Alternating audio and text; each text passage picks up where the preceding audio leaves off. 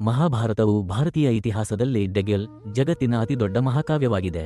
ಇದನ್ನು ವ್ಯಾಸಮುನಿಯವರು ಬರೆಯಲಾಗಿದೆ. ಮಹಾಭಾರತವು ಕುರುವಂಶದ ಪಾಂಡವರು ಮತ್ತು ಕೌರವರ ನಡುವೆ ನಡೆದ ಯುದ್ಧದ ಕುರಿತು ವಿವರಿಸುತ್ತದೆ.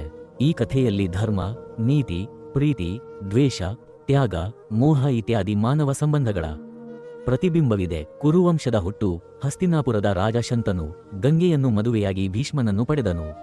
ನಂತರ ಸತ್ಯವತಿಯನ್ನು ಮದುವೆಯಾದನು ಮತ್ತು ಆಕೆಯಿಂದ ಚಿತ್ರಾಂಗದ ಮತ್ತು ವಿಚಿತ್ರವೀರ್ಯ ಎಂಬ ಇಬ್ಬರು ಪುತ್ರರು ಹುಟ್ಟಿದರು. ವಿಚಿತ್ರವೀರ್ಯನ ಪತ್ನಿಯರೇ ಕೌಸಲ್ಯ ಮತ್ತು ಅಂಬಿಕಾ.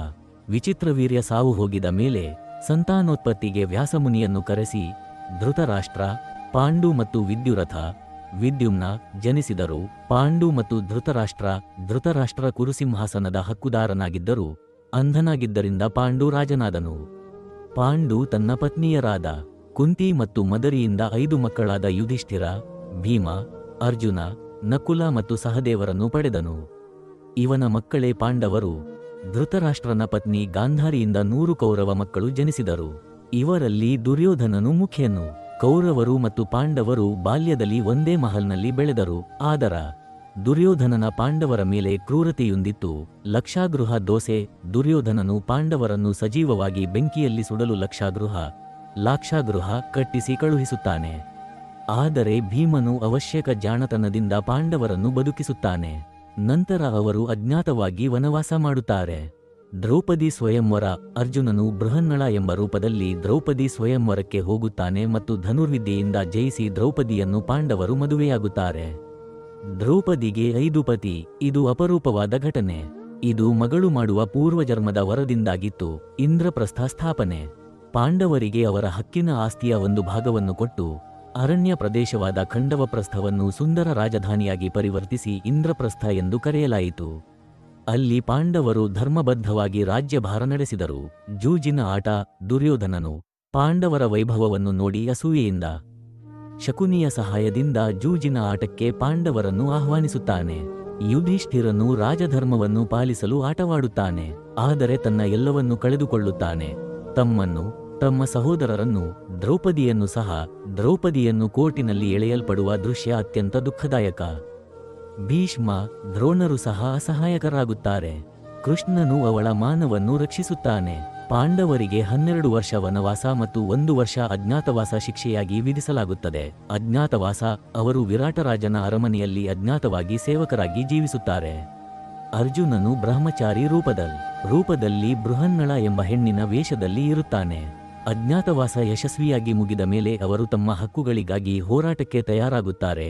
ಶಾಂತಿ ಮಿಷನ್: ಶ್ರೀಕೃಷ್ಣನು ಪಾಂಡವರ ಶಾಂತಿ ಯತ್ನಕ್ಕಾಗಿ ದುರ್ಧರ್ಮಿಗಳ ಜೊತೆ ಸಂಧಾನದ ಪ್ರಯತ್ನ ಮಾಡುತ್ತಾನೆ. ಆದರೆ ದುರ್ಯೋಧನನು ಪಂಚಗ್ರಾಮಗಳನ್ನು ಕೂಡ ನೀಡಲು ನಿರಾಕರಿಸುತ್ತಾನೆ. ಆದ್ದರಿಂದ ಯುದ್ಧ ಅನಿವಾರ್ಯವಾಗುತ್ತದೆ. ಕುರುಕ್ಷೇತ್ರದ ಯುದ್ಧ: ಅರ್ಧ ಭಾರತವೇ ಭಾಗವಹಿಸಿದ ಮಹಾಯುದ್ಧ ಕಡೆಯಾಗಿ ಕುರುಕ್ಷೇತ್ರದ ರಣಾಂಗಣದಲ್ಲಿ ನಡೆಯಿತು. 18 ದಿನಗಳ ಯುದ್ಧ, 18 ಅಕ್ಷೌಹಿಣಿ ಸೇನೆ, ಅನೇಕ ವೀರರ ಬಲಿ ಇವೆಲ್ಲ ಮಹಾಭಾರತದ ಮೂಲ ತತ್ವಗಳನ್ನು ಸಾರುತ್ತವೆ. ಭೀಷ್ಮನು ಶರಶಯ್ಯೆಯಲ್ಲಿ ಬೀಳುತ್ತಾನೆ. ದ್ರೋಣನು ಧರ್ಮವನ್ನು ಒಪ್ಪದ ಸ್ಥಿತಿಯಲ್ಲಿ ಹತರಾಗುತ್ತಾನೆ.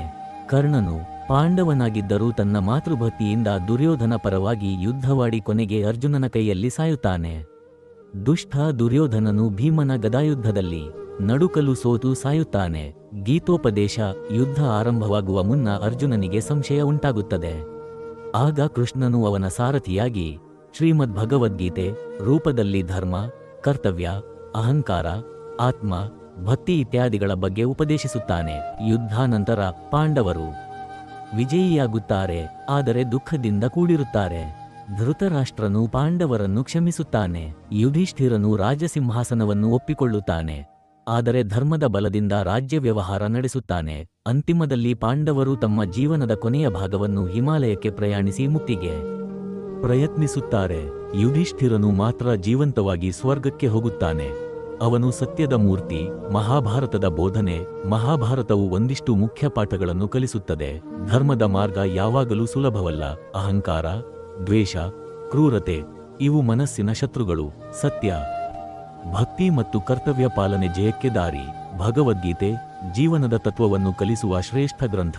ಇದೊಂದು ಕಥೆ ಮಾತ್ರವಲ್ಲ, ಇದು ಒಂದು ಜೀವನ ಶೈಲಿ ಮಾರ್ಗದರ್ಶಿಯಾಗಿದೆ. ಮಹಾಭಾರತವು ಭಾರತ ದೇಶದ ಸಂಸ್ಕೃತಿ, ಧರ್ಮ, ನೀತಿ ಮತ್ತು ತತ್ವದ ದೀಪಸ್ತಂಭವಾಗಿದೆ.